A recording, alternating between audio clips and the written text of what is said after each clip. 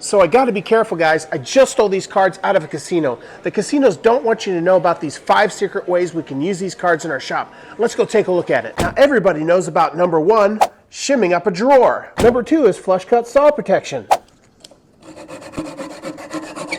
Number 3 is glue squeeze out removal. Number 4 is table saw nibbling.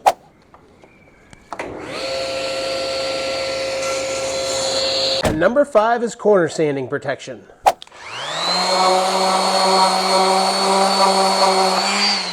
For future tips, like and subscribe to Flynn Dog Woodwork.